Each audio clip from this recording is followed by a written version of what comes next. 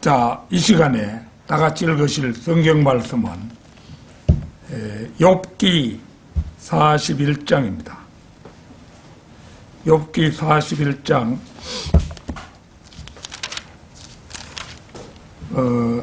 31절에서 34절까지 말씀입니다.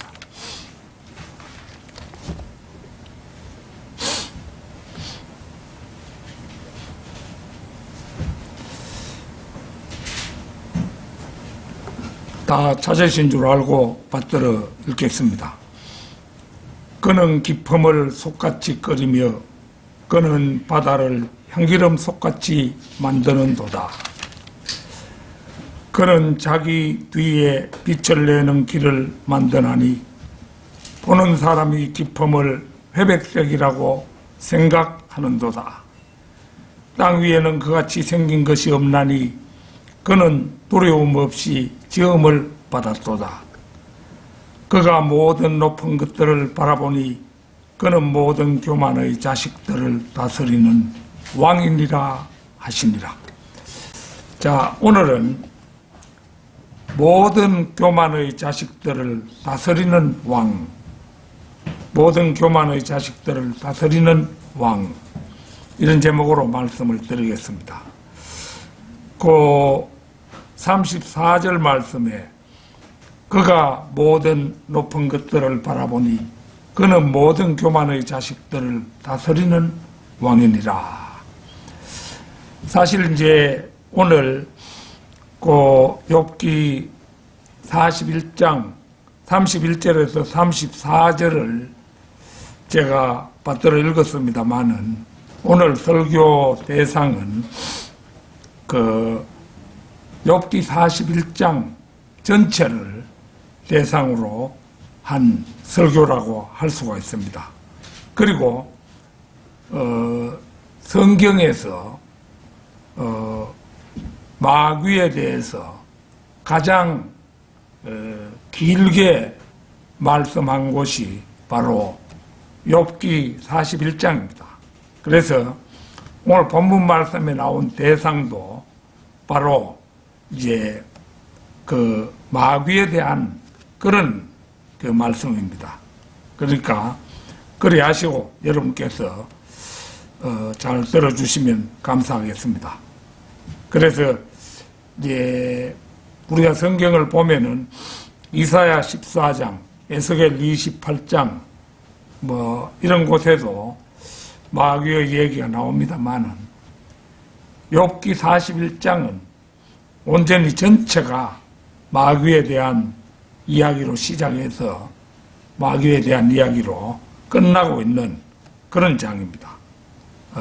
그러니까 우리가 이제 뭐 이 예배 드릴 때는 설교 내용에 맞추어서 찬송가도 그 선곡을 해서 부르지요. 그래서 오늘 그 64장, 463장 이런 찬송가들도 다 마귀를 대적하는 그런 찬송가에 해당합니다. 자, 욥기 41장 1절을 한번 읽어보겠습니다. 41장 1절.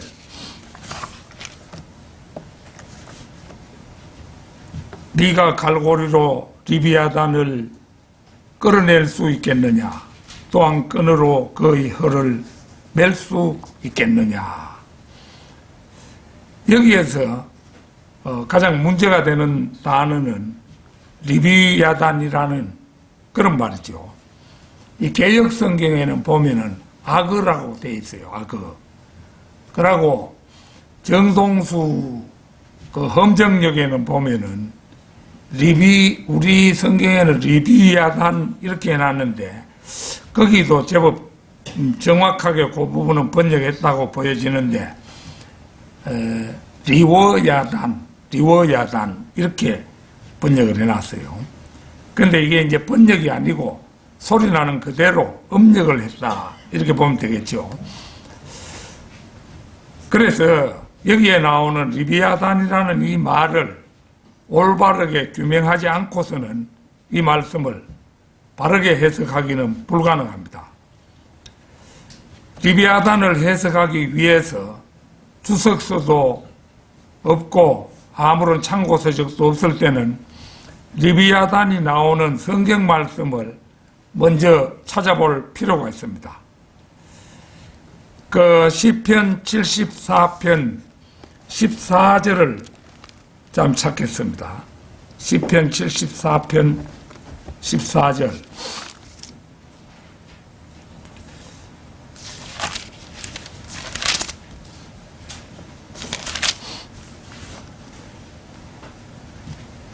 주께서는 리비아단의 머리들을 산산조각 내셔서 그를 광야에 거하는 백성들에게 식물로 주셨나이다.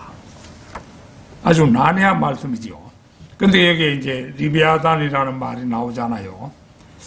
우리가 이제 어떻게 해서 이런 변화가 일어나는지는 우리로서는 알 길이 없지만은 어쨌거나 하나님께서는 이 리비아단의 머리가 여러 개니까 그것을 이제 그 중에 몇 개를 산산조각 내서 이제 이스라엘 민족이 광야에 거할 때 만나로 제공했다 이겁니다. 그 하나님의 능력이 아니고는 불가능한 일이죠. 제가 여기에 리비아단이라는 말이 나옵니다. 또 이사야 27장 1절을 찾겠습니다. 이사야 27장 1절.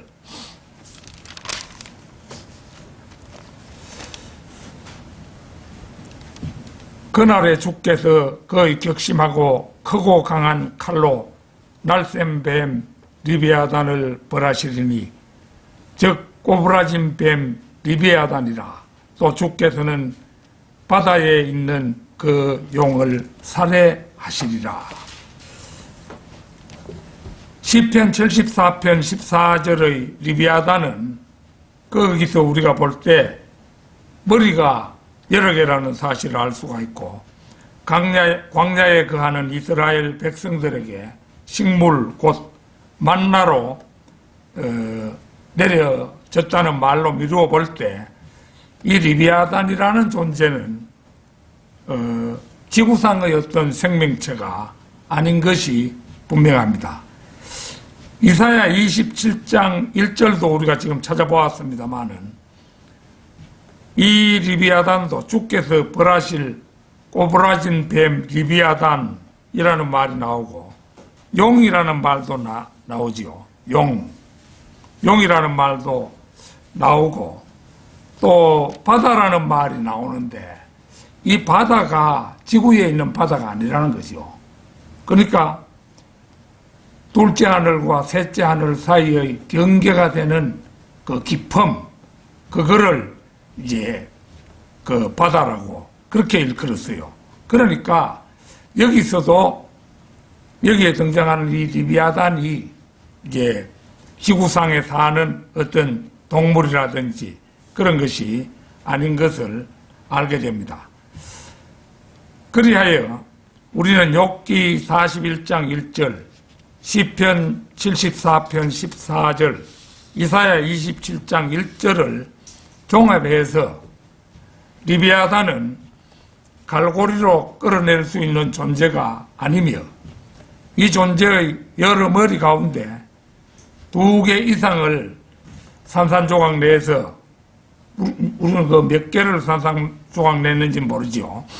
이스라엘 민족이 광야 생활을 할 때 만나라는 식물로 주어서 먹게 하셨을 뿐만 아니라 나중에는 주께서 크고 강한 칼로, 이 크고 강한 칼은 하나님의 말씀인데요. 크고 강한 칼로 벌하실 저 삼조광년 저편의 용, 곧 마귀라는 사실을 종합적으로处理할 수 있게 되는 것입니다. 그런데 개역성경에서 욥기 41장 1절을 보면요, 이렇게 되어 있어요. 개역성경은 네가 능히 낚시로 악어를 낚을 수 있겠느냐, 노건으로 그 혀를 낼 수 있겠느냐. 이 경우는 가장 중심되는 단어인 리비아단을 악어로 변개해 놓았고, 그 악어는 지구상에 있는 그 동물이잖아요. 또 갈고리, 이제 우리 성경에 갈고리라는 그런 것으로 나와 있는데, 여기 낚시라는 빈약한 그 도구로 변개해 놓아서 도저히 제대로 해석이 불가능하게 되어버렸습니다. 세계적으로 보아도 ASV, 1901년에 나온 ASV, 그 다음에 NASV, 그 다음에 NEB, RSV, 이런 이제 성경들이 이 부분을 모두 악어로 변개했습니다. 후천년주의자인 아담 클라크, 전천년주의자인 월리암스, 무천년주의자인 더 멜로우, 후천년주의의 강단 주석, 그 외에도 제미 에슨 브라운, 위클리프 주석 등이 모두 이 리비아단을 악어로 주석을 해버렸습니다. 보수주의, 정통주의, 근본주의 등이 모두 이 대목에서는 악어라는 한 목소리를 내고 있는 것입니다. 그렇다면 우리나라 개역성경의 악어라는 번역이 어디서 왔는가를 짐작해 보기 어렵지 않습니다. 그러니까 어떤 변개된 계열의 사본으로부터 우리의 개역성경이 나왔다. 악어라는 번역으로 볼 때. 그런데 그게 이제 로마 카톨릭, 거의 그 로마 카톨릭이 사용하는 성경, 그거를 이제 번역했다고 알려져 있죠. 욥기 41장은 성경에서 사탄의 인격과 사역에 관한 가장 긴 장으로, 처음부터 우리는 기독교계를 대표하는 학자들이 제대로 해석할 수 없었다는 사실을 알아야 합니다. 다시 말해, 학자라고 해서 어떤 권위를 인정해주면 거기서부터 그 말씀에 대한 해석은 빗나갈 가능성이 있는 것입니다. 아, 저분은 유명한 신학교의 교수다 이러면은 그가 만약에 여러분께서 잘 알지 못하는 가운데 그런 사람의 강의를 듣는다, 강연을 듣는다 이렇게 하면은 악어라고 이렇게 번역을 하면은 악어 모양이구나 이렇게 하고 넘어가게 되겠죠. 그러니까 그런 사람들의 권위를 인정해서는 안 된다는 것입니다. 자, 이 정도의 상식을 가지고 오늘의 본문 말씀으로 돌아가서 마귀의 정체를 살펴보기로 하겠습니다. 모든 교만의 자식들을 다스리는 왕. 첫째로 그는 머리가 여러 달린 리비아단이라는 사실입니다. 요한계시록 12장 3절을 찾겠습니다. 요한계시록 12장 3절. 성경은 정교한 톱니바퀴와 같아서 우리가 이제 시계를, 밥 주는 시계 이런 거를 이제 뜯어보면은 나는 시계를 뜯어본 적이 없습니다만은 내 혼자서는 뜯어보지 않았어요. 그러나 이제 그런 시계를 철저하게 시계 상점에 가가지고 그 주인으로부터 그 시계를 고쳐달라 이러면은 뒤에를 뜯어가지고 그걸 볼 수가 있잖아요. 그게 보면은 톱니바퀴가 여러 개 되어 있는 것을 볼 수가 있습니다. 지금 돌아가셨습니다마는 우리 맨 큰 고모님의 아들 우리 이제 형님이 있었는데 그분은 손목에 시계를 못 차고 다니는 거예요. 왜냐하면은 시계가 궁금해서 견딜 수가 없다는 거예요. 그래가지고 집에서 그거를 띠를 뜯어가지고 자기가 분해를 해보고 이러는 거예요. 이러니까 그걸 제대로 고치면 모르겠는데 그래가지고 또 시계를 고장내고 또 고장내고 한 연화무게 이렇게 고장내다 보니까 당신은 시계를 타서는 안 되겠다. 막 이렇게 인정돼서 나중에는 시계를 차지 않는 그런 사람이 되어버렸습니다. 그런데 이 성경은 그 복잡한 시계보다도 더 정교하게 되어 있어요. 그래서 성경 66권의 말씀이 혼연일체가 되어서 그렇게 피차 맞아 들어가도록 그렇게 성경이 기록되어 있는 것입니다. 요한계시록 12장 3절 보겠습니다.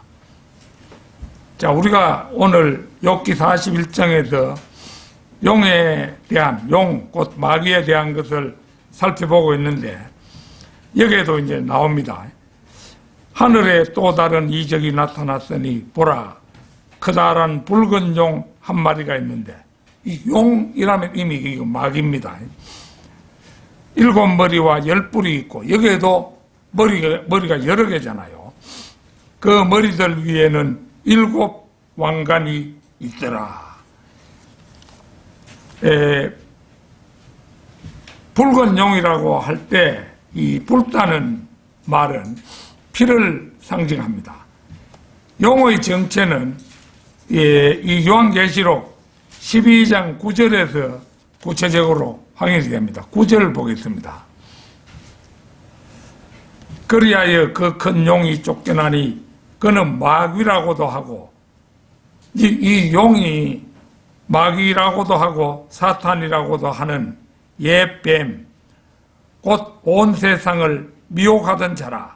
그가 땅으로 쫓겨나고 그의 천사들도 그와 함께 쫓겨나더라. 보는 것처럼 그는 사탄이고 마귀이며 용을 드래곤이라고 하죠.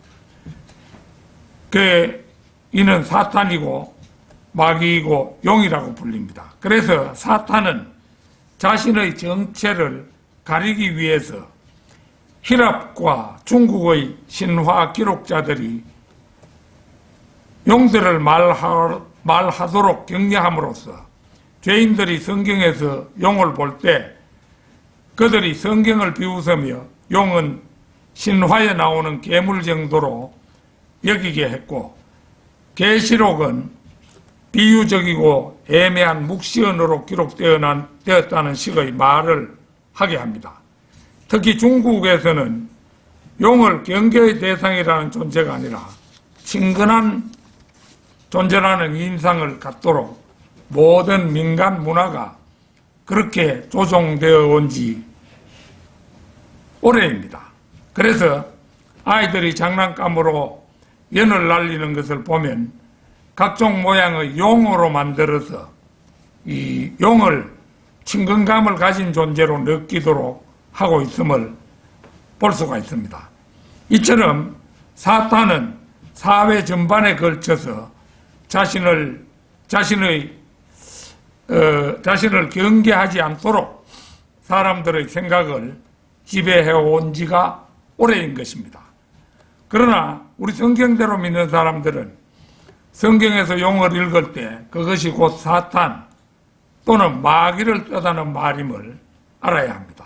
그리고 다른 곳에서도 용을 대할 때는 일단 경계심을 가지고 임해야 할 것입니다. 5번째 그룹이자 이름이 루시퍼인 용은 기름 부음 받은 존재였지만 타락해서 붉은 용이 되었습니다. 그가 나타날 때는 빛의 천사인 33세의 남성으로 나타납니다. 신라권을 쓴 밀턴은 사탄을 천사라고 했지만 사탄은 결코 천사였던 적이 없으며 그는 그룹이기에 날개가 있습니다. 천사는 날개가 없고 그룹은 날개가 있습니다. 성경 속의 어떤 천사도 날개가 없습니다. 날개 달린 천사는 로마 카톨릭이 꾸며낸 존재에 불과합니다. 사탄의 현재 모습은 붉은 용입니다.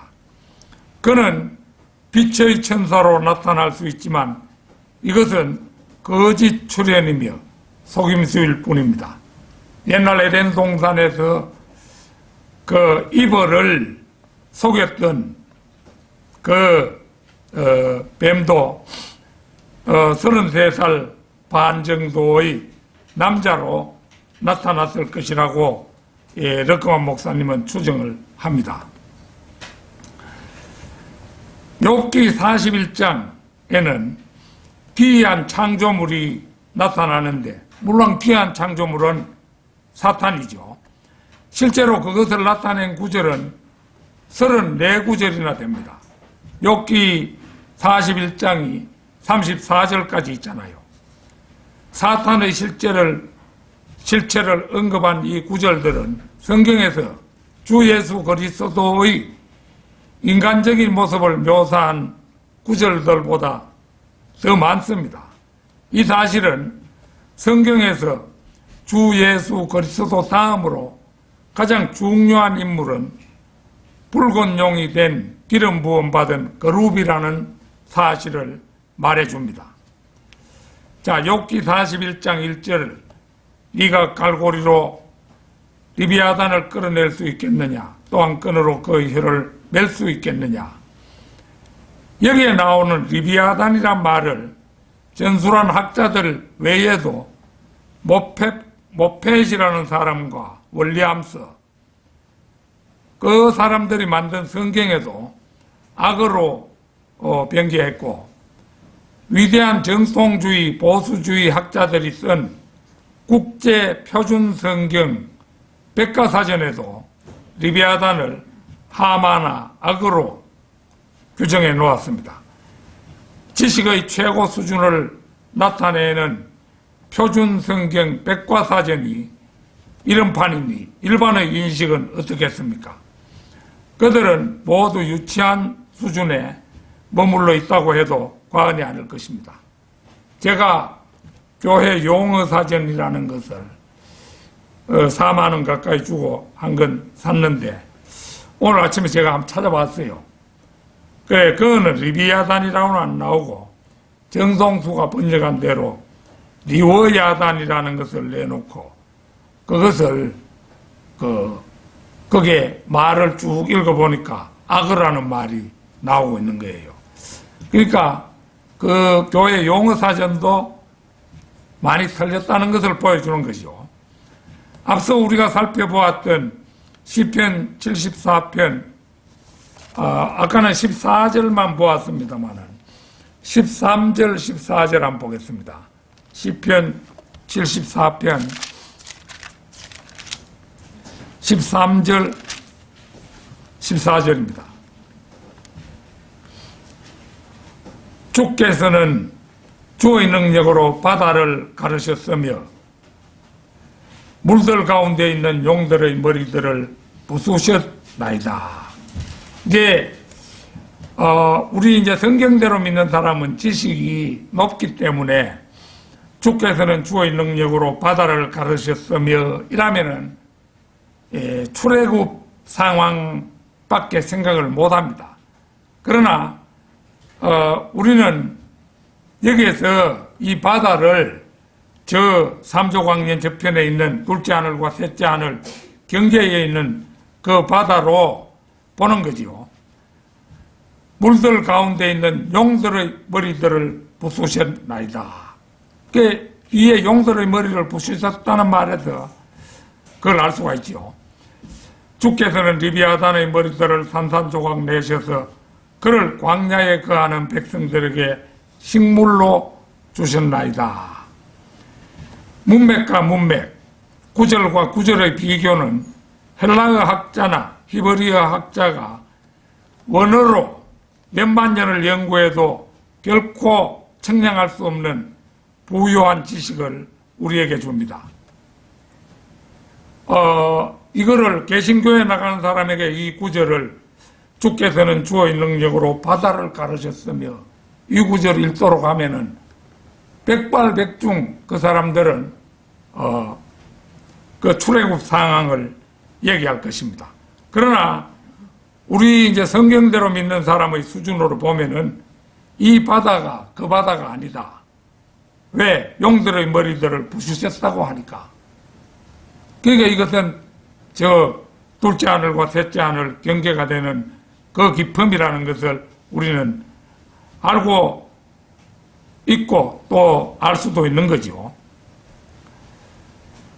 성경 계시의 열쇠는 우리가 성경을 있는 그대로 믿는 것이 관건입니다. 만일 이것으로 충분하지 않다면 리비아단이 나오는 이사야 27장 1절도 찾아 비교해 보는 것이 진리를 알게 되는 비결입니다. 27장 1절 그날에 주께서 그의 격심하고 크고 강한 칼로 날쌘 뱀 리비아단을 벌하시리니 즉 꼬부라진 뱀 리비아단이라. 또 주께서는 바다에 있는 그 용을 살해하시리라. 용과 꼬부라진 뱀 리비아단이 그대로 나와 있으니 이것은 누구라도 알 수 있는 진리인 것입니다. 리비아단의 히브리어는 꼬여있는, 감겨있는 이런 뜻입니다. 따라서 리비아단은 7머리 달린 꼬이고 감겨있는 바다 괴물이며 영원한 말은 용, 곧 드래곤인 것입니다. 모든 교만의 자식들을 다스리는 왕, 둘째로 그는 막강한 능력과 권세의 소유자라는 사실입니다. 욥기 41장 7절에서 9절을 한번 보겠습니다. 욥기 41장 7절에서 9절입니다.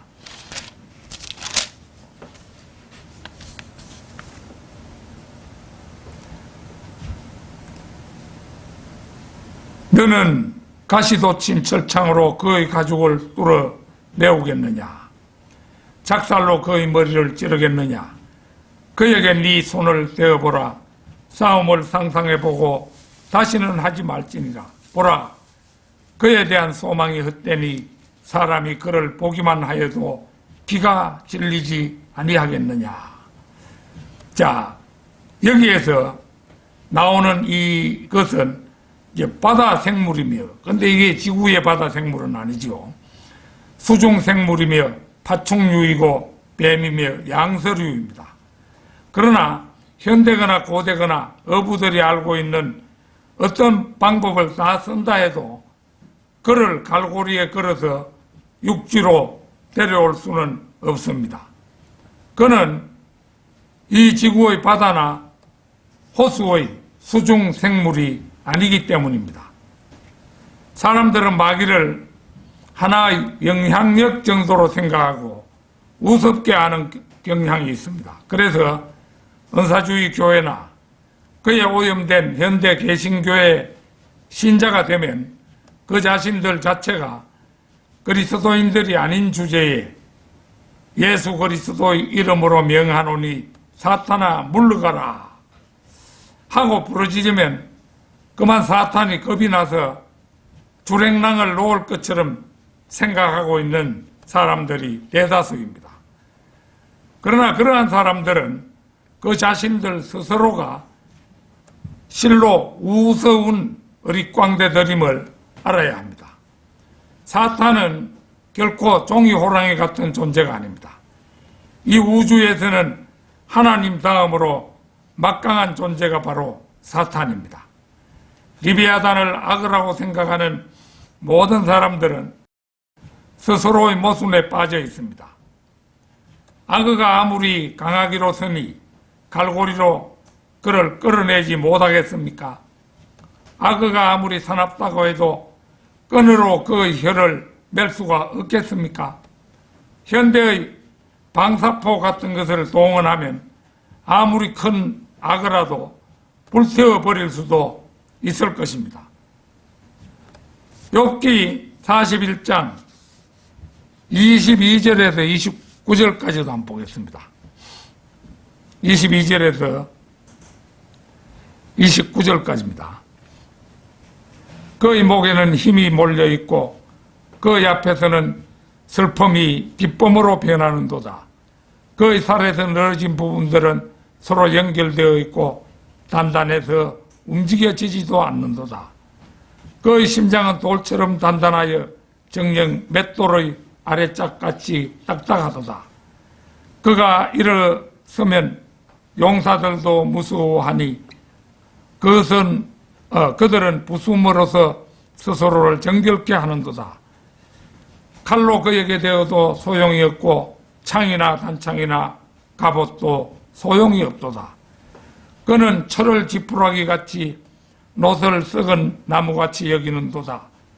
화살도 그를 도망치게 할 수 없으며 던진 돌들도 그에게는 그루터기 같도다. 단창들도 그루터기처럼 여겨지니 그가 투창의 흔들림을 비웃는도다. 사탄은 강이나 늪지대에 사는 악어 따위가 아닙니다. 그는 공중 권세를 잡은 이 세상을 송두리째 지배하는 막강한 영적 존재입니다. 따라서 현재 인간들이 이 세상을 송두리째 자기 마음대로 과학적인 무기들을 만들어서 지배할 수 있다고 인간들은 자부하지요. 그러나 이 인간들이 소유한 온갖 미사일이나 첨단 무기들을 몽땅 마귀에게 퍼붓는다 해도, 핵무기까지 다 퍼붓는다 해도 이 마귀의 눈썹 하나, 그의 비늘 하나 상하게 할 수가 없습니다. 자, 오늘 본문 말씀 33절 한번 보십시오. 33절. 땅 위에는 그같이 생긴 것이 없나니 그는 두려움 없이 지음을 받았도다. 성경에 그에 대한 답을 여기다 내놨죠. 땅 위에는 그같이 생긴 것이 없나니 그는 두려움 없이 지음을 받았도다. 땅 위에는 그같이 생긴 것이 없다고 말씀해서 해놨는데 그 장의 1절 말씀에는 악어라고 번역을 해놨잖아요. 리비아단 대신에 악어라고 번역을 해놨으니까 스스로 자기 모순에 빠졌다고 할 수 있죠. 악어라고 또 번역을 해놓고는 이걸 사람들이 눈치 못 채게 변개를 하려면은 앞에 악어라고 변개를 해놨으면 뒤에 33절도 땅 위에 그같이 생긴 것이 있나니 이렇게 말을 해야 되겠죠. 그래야 악어가 타당성이 있어지는 것이죠. 근데 뒤에는 그대로 놔두고 앞에만 악어로 바꿔놓으니까 스스로 자기 모순에 빠지는 것이 성경 변개자들입니다. 사탄은 결코 땅 위에 있는 악어가 아닌 것입니다.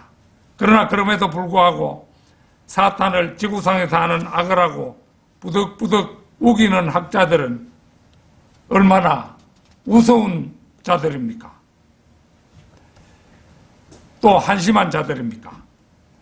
모든 교만의 자식들을 다스리는 왕. 셋째로 그는 중국의 장난감 용처럼 입에서 불과 연기 등 온갖 것이 다 나오는 그런 존재입니다. 욥기 41장 18절에서 21절 한번 보겠습니다. 18절에서 21절.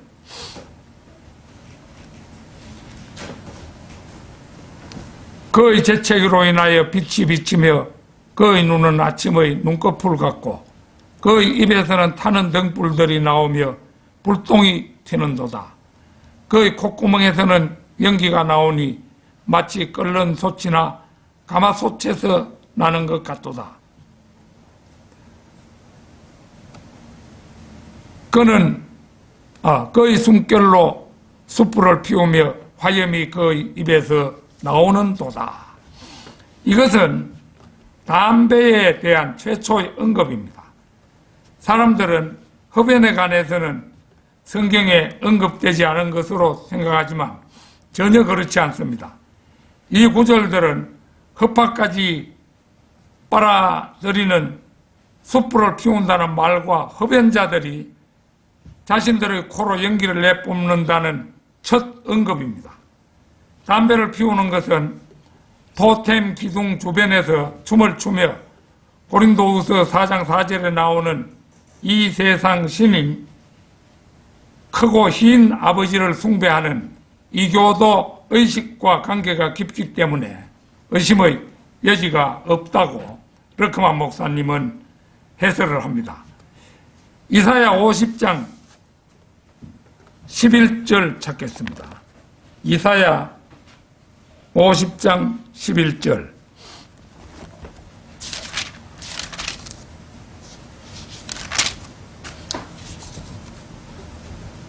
불을 붙여 그 불꽃에 둘러싸인 너희 모두는 보라. 너희 불빛 가운데서와 너희가 불 붙인 불꽃 가운데서 걸으라. 그것이 너희가 내 손에서 얻을 것이니 너희가 슬픔 가운데 누우리라. 이 구절 역시 담배 피우는 일을 언급한 구절 가운데 하나입니다. 담배 계피에 불을 붙여서 폐부 깊숙이 연기를 빨아들이는 방탕한 행동이 결코 그리스도인들의 모습일 수는 없습니다. 죄중에 있는 현대인들이 자신들의 죄를 지적하는 구절들을 싫어한다는 사실은 성경 기록자나 주님 또는 욥에게 전혀 놀라운 일이 아닙니다. 욥기 41장의 모습은 현재 사탄의 모습이며 숨을 들이쉬며 숯불을 피우고 코와 입으로 연기를 뿜어내는 사람의 모습을 보여줍니다. 예수님께서는 요한복음 8장 44절, 요 한번 찾아보겠습니다. 요한복음 8장 44절.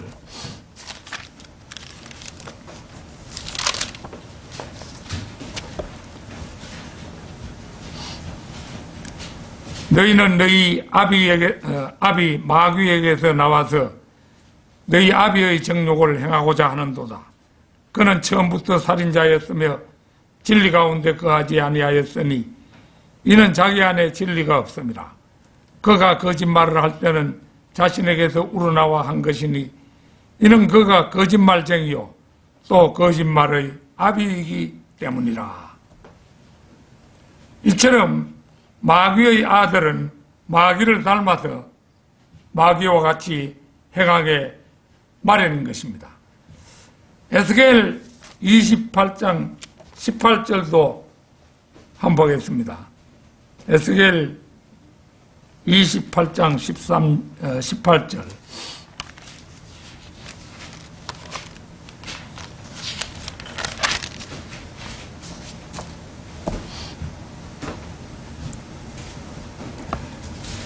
너는 네 죄악이 많음으로 인하여 즉 네 거래의 죄악으로 인하여 네 성소들을 더럽혔느니라. 그러므로 내가 네 가운데로부터 불을 일으키리니 그 불이 너를 삼킬 것이요 내가 너를 보는 모든 자들의 목전에서 너를 땅 위에 죄가 되게 하리라. 여기를 봐도 마귀는 자신의 안에 불을 가지고 있습니다. 그래서 앞서 보았던 욥기 41장 19절에서 21절을 그대로 보여주고 있죠. 하나님께서는 그 불을 사탄의 몸 가운데로부터 일으키시겠다고 말씀합니다. 마귀는 결국 불로 멸망하게 될 것입니다. 제가 요즘에 와서 그 마귀가 멸망한다 이런 말을 하지만은 마귀가 완전히 죽어 없어지는 것은 아니에요. 마귀가 맥을 못 추게 불타고 해서 된다는 것이지 마귀가 궁극적으로 그 영이 죽는 것은 아닙니다. 그게 마귀가 던져져서 불못에 던져져서 최종적으로 영원토록 그곳에서 자기 졸개들을 데리고 사는 것이 마귀의 운명입니다. 그러니까 멸망한다 이런 말을 한다고 해가지고 마귀가 그대로 자취도 없이 사라지는 것이 아니라는 것을 여러분들은 아셔야 합니다. 모든 교만의 자식들을 다스리는 왕, 넷째로 그는 기품 속을 누비는 두려움을 모르는 왕입니다.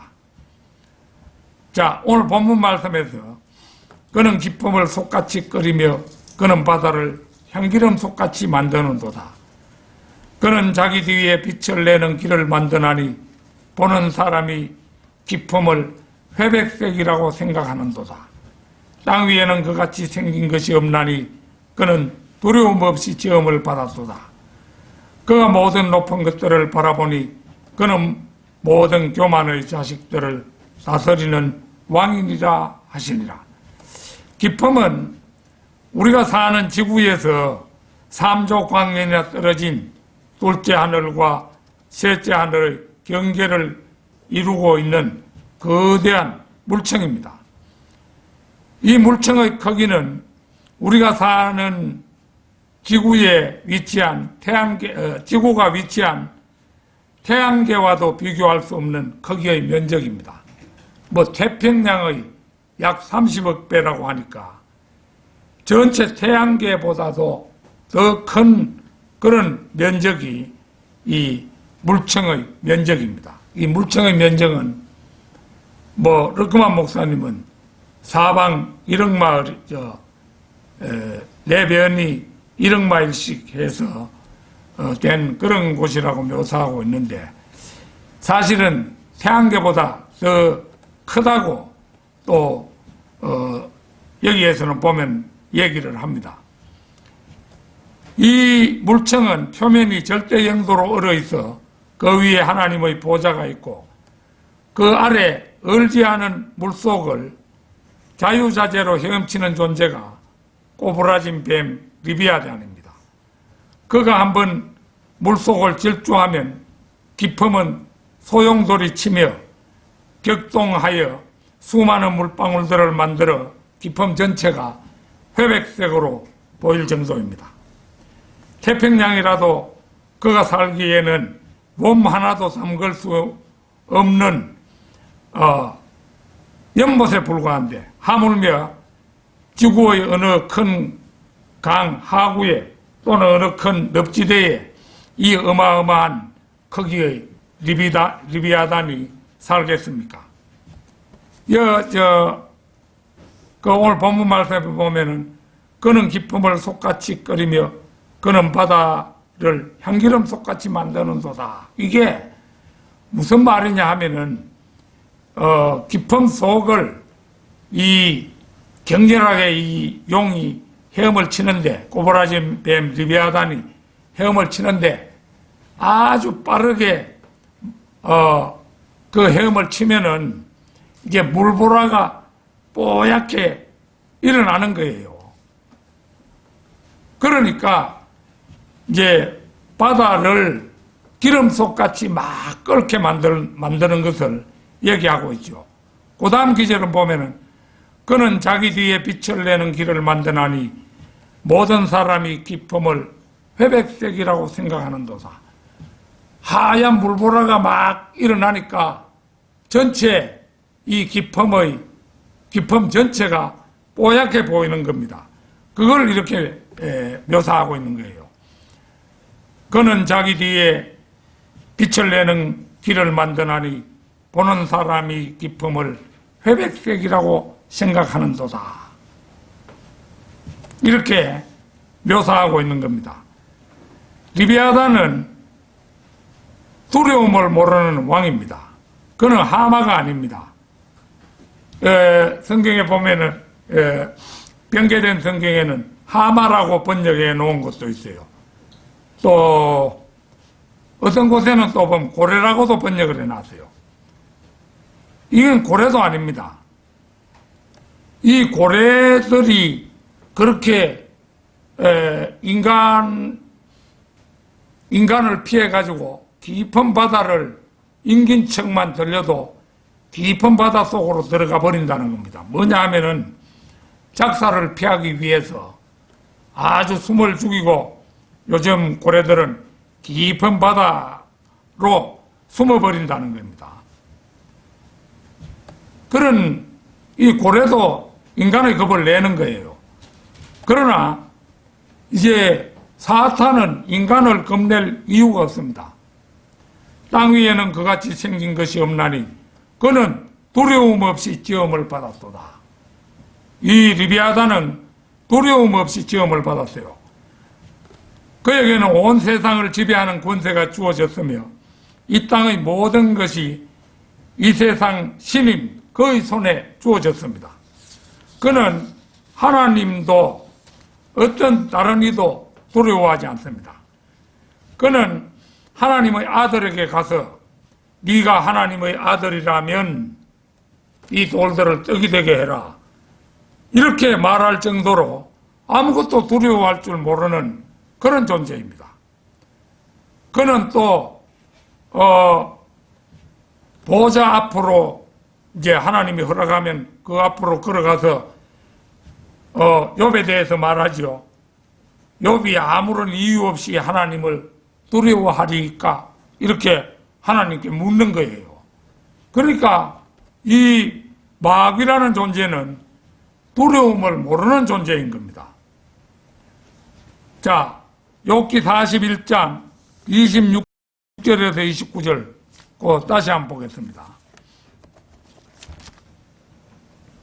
욥기 41장 26절에서 29절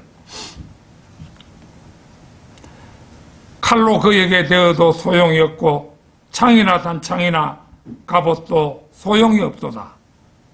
그는 철을 지푸라기 같이 노를 썩은 나무같이 여기는도다. 화살도 그를 도망치게 할 수 없으며 던진 돌들도 그에게는 그루터기 같도다. 단창들도 그루터기처럼 여겨지니 그가 투창의 흔들림을 비웃는도다.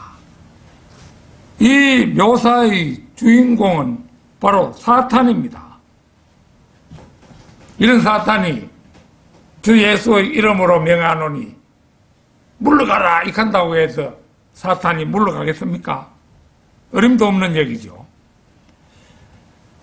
역사상 욥기의 이 묘사가 사탄을 가리킨 것임을 믿었던 유일한 사람이 있었습니다. 그가 누구냐 하면 마틴 루터였어요. 우리가 오늘 64장 찬송가 불렀잖아요. 내 주는 강한 성이요 방패와 병기 되시니 큰 환난에서 우리를 구하여 내시리로다. 옛 원수 마귀는 이때의 힘을 써 계략과 건세로 죄의 종 삼으니 천하에 적수 없도다. 그가 쓴 이 찬송가 가사가 이 마틴 루터가 마귀의 실체를 똑바로 이해했던 유일한 사람임을 보여주는 것입니다. 욥기 41장은 사탄의 현재 모습을 생생하게 묘사하고 있습니다. 이 모습은 7머리를 가졌고 불과 연기로 숨쉬는 꼬이고 감겨있는 뱀 같은 바다 괴물을 보여줍니다. 그러나 우리 세상 바다에는 이런 괴물이 없지요. 영적인 사실은 과학에는 알려져 있지 않고 오직 진리의 교과서인 하나님의 말씀에만 계시가 되어 있습니다. 어떤 과학 서적을 봐도 이런 영적 존재에 대한 설명은 없지요. 영적인 존재, 마귀 또한 마찬가지입니다. 물론 이러한 사실들은 성경대로 믿는 사람이 아니라면 쉽게 믿을 수 없는 사실이기도 합니다. 사탄은 모든 교만의 자식들을 다스리는 왕으로 이 세상을 두루 지배하는 7머리 달린 붉은 용입니다. 이 세상 나그네들이 그의 것이며 이 세상의 나라들이 그의 것이며 그는 자기가 원하는 누구에게나 이 나라들을 줍니다. 그러니까 가령 뭐 지금 세계 강국 중에 하나인 러시아 푸틴이라는 사람이 지배하고 있죠. 푸틴 그 마귀의 하수인이잖아요. 그 사람 하는 행동을 보면은. 그러면은 왜 푸틴이 러시아의 대통령이 되었겠습니까? 그거는 마귀가 그에게 그 권세를 준 것입니다. 그 나라를 줄 수가 있어요. 그는 빛의 천사로 나타나며 그리스도로 가장을 합니다. 그는 기름 부음 받은 메시아입니다. 자연적으로 그는 하나의 참된 그리스도의 교회를 주장합니다. 주장하지만은 가짜 교회죠, 사실은. 그는 신으로 경배받기를 원하며 통치자로 불리고 왕이라 불리며 천사라 불리고 빛의 천사로도 불립니다. 그는 성경을 인용하고 그리스도의 신부가 예수님의 몸이듯이 사탄도 신부인 그의 몸을 갖고 있습니다. 사탄의 신부가 누구인 줄 여러분들 잘 아시죠? 로마 카톨릭이잖아요. 로마 카톨릭. 큰 바빌론 성, 그게 바로 바티칸이죠.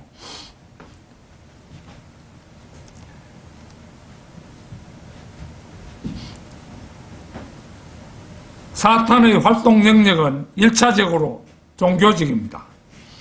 따라서 우리는 사탄의 역사를 일반 사회의 모임 같은 곳에서는 목격할 수가 없습니다. 오히려 한기총이니 목회자 모임이니 조창기도회니 하는 곳에서 사탄의 활동과 역사를 목격할 수 있습니다. 그러나 세상 사람들은 그 사실을 알지 못합니다. 그들에게는 바른 말씀과 영적 분별력이 없기 때문입니다. 인간이 한없이 나약한 존재인 반면에 사탄은 힘과 능력과 권세를 두루 갖춘 막강한 존재입니다. 그러한 사탄을 인간 자신이 가진 무엇으로는 대결할 수도 물리칠 수도 없습니다. 그렇다면 사탄을 물리칠 수 있는 방법은 과연 무엇이겠습니까? 이제 이 문제에 대한 가장 모범적인 답을 성경을 통해 찾아보고자 합니다. 히브리서 4장 12절 찾겠습니다. 히브리서 4장 12절.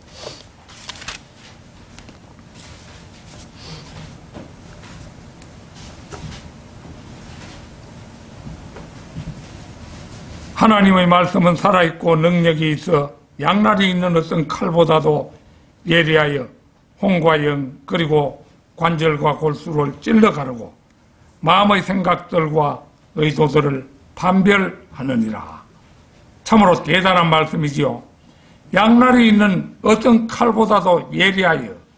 이 하나님의 말씀은 양날이 있는 칼 정도가 아니라는 것입니다. 양날이 번뜩이게 선 칼을 맨손으로 잡고 장난치는 사람의 모습을 상상할 수 있겠습니까? 만일 이 칼을 5분 정도만 가지고 놀면 어떻게 되겠습니까? 말씀의 양날을 쓴 칼은 잘 쓰게 되면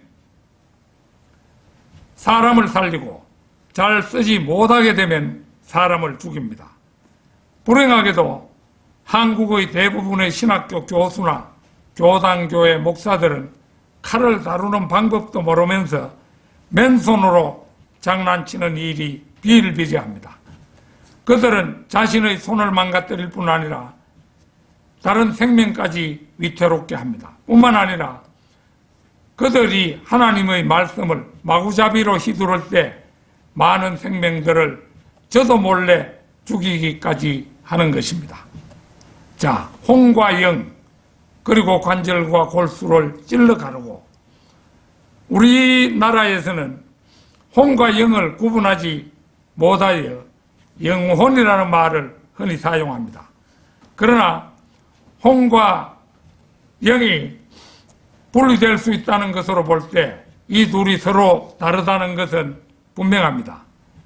데살로니가전서 5장 23절에도 분명하게 명시하고 있는 바대로 혼과 영은 서로 다른 존재입니다. 데살로니가전서 5장 23절 잠시 참고 한번 해보겠습니다.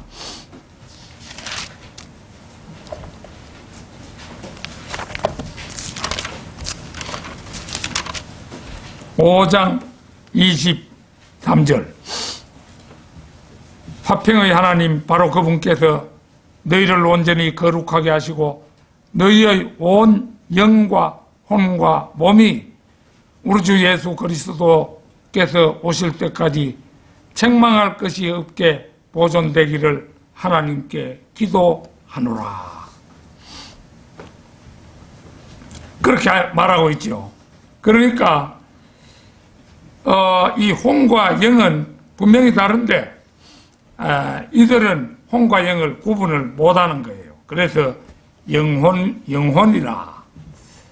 근데 이제 찬송가에서 보면은 내 영혼이 은총 입어 중환제찜 벗고 보니, 여기에 그 영혼이란 말이 나와 있죠. 우리 찬송가에도.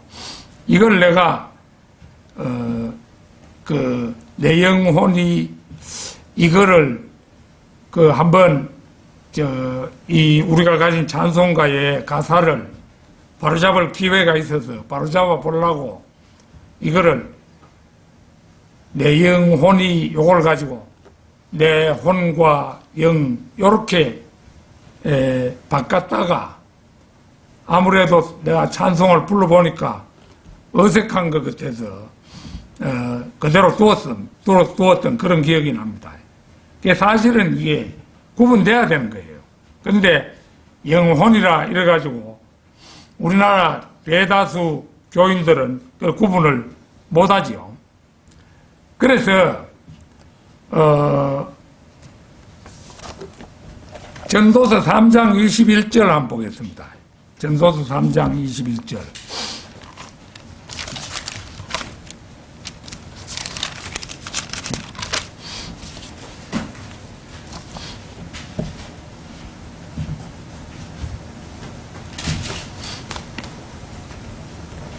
사람의 영은 위로 올라가고 짐승의 영은 땅 아래로 내려가는 것을 누가 알리요?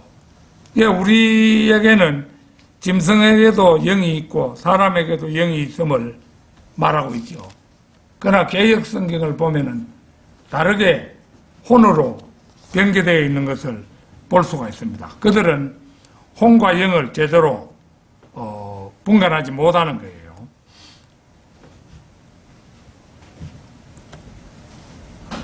관절과 골수를 찔러 가르고 하나님의 말씀이 혼과 영을 나눈다는 것은 별 무리 없이 수긍이 갑니다.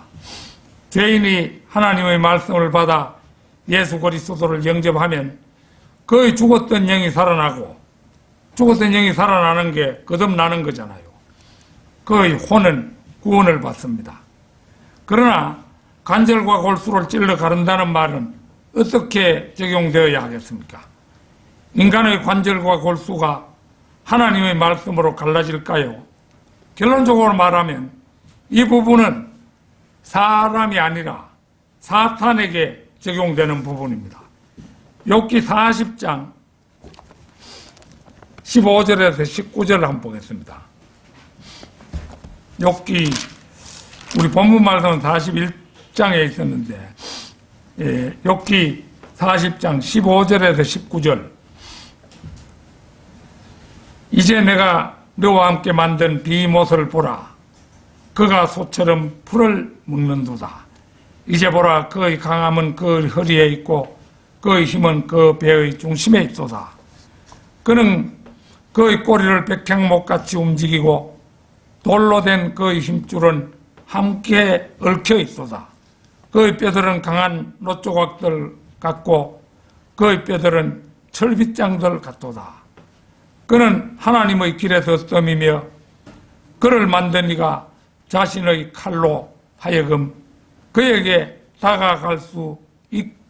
다가가게 할 수 있느니라. 그 이제 이거는 그 마귀를 가리키는 비못을 지금 얘기하고 있는데요. 이 비못에게는 이제 비못이 마귀의 삼위일체 가운데 하나니까 이 비못도 사람의 힘으로는 어쩔 수 없는 거예요. 그런데 여기 보면은 19절에 보면은 그는 하나님의 길에 섰음이며 그를 만든 이가 자신의 칼로 하여금 그에게 다가가게 할 수 있느니라. 그 자신의 칼, 이게 바로 말씀인 거죠. 사탄, 말하자면 비못의 뼈는 강한 놋조각들 같고 철빗장들 같습니다. 그러나 하나님의 칼, 곧 말씀의 칼이 그에게 다가가 그를 찌릅니다. 여기서 그를 만든 이 칼이 곧 하나님의 말씀이잖아요. 주님의 칼이 사탄의 뼈를 가릅니다. 예수 그리스도께서 재림하실 때 그 입에서 칼이 나와 원수들을 치신다는 사실을 이해한다면 전혀 어색할 것이 없습니다. 뿐만 아니라 예수님께서는 사탄의 시험을 받을 때 하나님의 말씀으로 물리치셨습니다. 누가복음 4장 1절에서 10절을 살펴보면은 예수님께서는 말씀으로 사탄을 물리치시지요. 이것은 예수님께서 사탄은 하나님의 말씀으로 찔러 쪼개야 한다는 사실을 주님께서 알고 계셨기 때문입니다. 사도 바울이 하나님의 말씀을 성령의 칼이라고 부른 이유도 바로 여기에 있습니다. 에베소 6장 12절을 찾겠습니다. 에베소 6장 12절.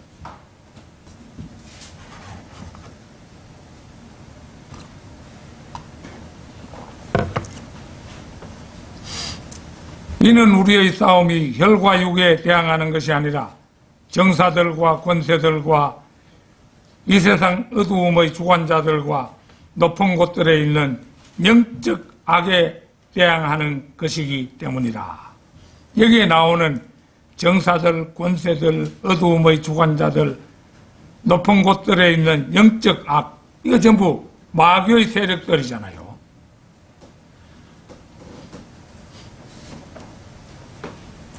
그래서 우리의 싸움은 혈과 육에 대항하는 물리적 싸움이 아닙니다. 어디까지나 정사들과 권세들과 이 세상 어두움의 주관자들과 높은 곳들에 있는 영적 악에 대항하는 것이라고 이 말씀 말씀하고 있죠. 우리나라 개신교회 성도들은 군데군데 삭제되고 변개된 가짜 성경을 사용하면서도 마귀와 영적 전쟁을 할 수 있다고 큰 소리를 칩니다. 그 자들이 주로 이제 사탄아 물러가라 뭐 이랬었죠. 무슨 귀신 그 마귀 들린 사람을 갖다가 데려다 놓고 고친다고 하면서 사탄아 물러가라 이런 식으로 말을 하는데요. 근데 사실은 그렇게 한다고 해서 물러갈 존재도 아닌 것입니다.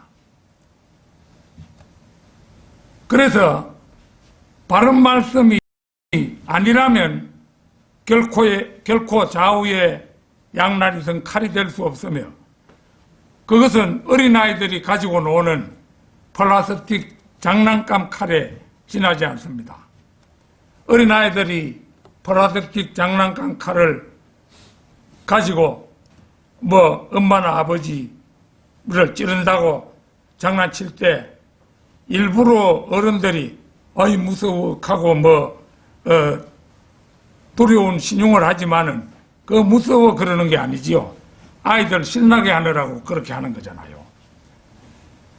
그러나 실제로 그 칼을 두려워하지 않습니다. 만일에 잘못 실수하면은 아이들이 가지고 노는 장난감 칼이 어른들의 몸을 상하게 하거나 할 수 있다면 그 칼을 아이가 가지고 놀 수 있도록 하질 않겠지요. 사람도 두려워하지 않는 플라스틱 칼을 하나님 다음으로 막강한 존재인 사탄이 겁을 내겠습니까? 변개된 성경, 그거는 플라스틱 칼이나 마찬가지예요. 오히려 사탄은 맨손으로 이제 그걸 들고 사탄을 공격하면 사탄은 그 변개된 그 말씀의 칼이기 때문에 아무 두려움 없이 칼 쪽을 잡고 사탄이 오히려 끌끌 웃으면서 놀리겠죠.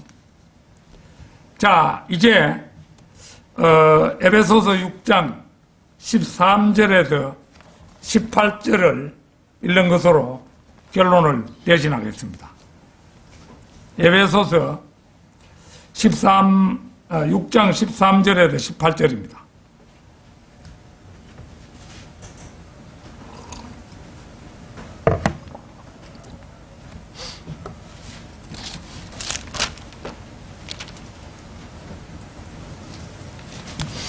그러므로 너희는 하나님의 전신 갑옷을 입으라. 이는 너희가 악한 날에 저항할 수 있으며 또 모든 일을 다 이루기까지 서 있게 하기 위함이니라. 그러므로 서서 진리로 너희의 허리띠를 두르고 의의 흉배를 붙이고 화평의 복음을 준비한 것으로 너희 발에 신고 모든 것 위에 믿음의 방패를 가짐으로써 능히 너희가 악한 자의 모든 불붙은 화살을 끌 수 있을 것이라. 또한 구원의 투구와 성령의 칼, 곧 하나님의 말씀을 가지고 모든 기도와 간구로 항상 성령 안에서 기도하고 이를 위하여 모든 성도들을 위해 모든 인내와 간구로 깨어 있으라. 여기에 나오는 전신 갑옷은 명백히 1세기 로마 보병의 갑옷입니다. 이 갑옷은 허리띠, 흉배, 군화, 방패, 투구, 칼, 정강이 바지 이렇게 7가지로 되어 있습니다. 여기에서 보면은 유일하게 등갑은 없어요. 등을 보호하는 어떤 장비는 아무것도 없지요. 그리스도의 군사는 마귀에게 등을 돌리지 않고 어디에서든 정면으로 대항하기 때문입니다. 물론 이 영적 싸움에는 태각은 있을 수가 없습니다. 그래서 여기에 지금 로마 보병의 그 갑옷 차림을 가지고 비유적으로 말하고 있는데 여기에 보면은 14절 보십시오. 서서 진리로 너희의 허리띠를 두르고 진리로 허리띠를 삼는다 이겁니다. 의의 흉배를 붙이고 의로 가슴을 보호하는 흉배를 붙인다 이겁니다. 그 다음에 우리의 발에는 화평의 복음을 준비한 것으로 신는다. 그 다음에 믿음의 방패, 그것으로서 악한 자의 모든 불붙은 화살을 끌 수 있다는 것이죠. 그리고 하나님의 사람은 반드시 구원을 받았어야 되잖아요. 구원의 투구, 성령의 칼, 곧 하나님의 말씀, 성령의 칼이 하나님의 말씀이에요. 그 다음에 기도와 간구, 인내와 간구로 깨어있으라고 이렇게 말하는데 이게 로마 보병의 갑옷에 빗대어서 우리 믿음의 사람들의 싸움을 비유적으로 말씀하고 있는 거예요. 그러니까 무슨 칼 같은 실제적인 칼 같은 거 이런 것은 아무 소용이 없는 거죠. 그런 것은 마귀가 두려워하지도 않습니다. 현대 세상에 가장 두려운 게 핵무기 이런 거잖아요. 북한이 핵무기를 가지고 개발해가지고 우리를 협박하려고 그렇게 하고 있는데 북한이 노리는 것은 바로 우리 남한이죠. 북한이 말로는 미국을 공격할 수 있는 그 탄도탄을 가진다 이렇게 하지만은 실제 북한이 노리는 것은 남한이에요. 북한은 미국의 적수가 될 수 없는 겁니다. 그런데 그들이 그 맘먹고 개발하는 핵무기도 사탄한테는 아무것도 아닙니다. 사탄은 영적인 존재이기 때문에 세상에 있는 모든 원자탄을 사탄에게 다 집중적으로 포화를 퍼부어도 사탄은 눈도 안 깜짝입니다. 그게 사탄이에요. 하나님의 말씀은 두려워하죠. 따라서 우리는 이 하나님의 말씀으로, 믿음으로, 이런 것으로 우리는 무장을 든든히 하고 이 사탄을 상대할 수가 있는 것입니다. 그래서 우리 모두가 하나님의 말씀을 때마다 열심히 공부하고 또 마귀와 영적 전쟁에서 한 사람의 낙오자도 없이 승리자가 될 수 있기를 소망에 맞지 않습니다. 다 같이 기도드리겠습니다.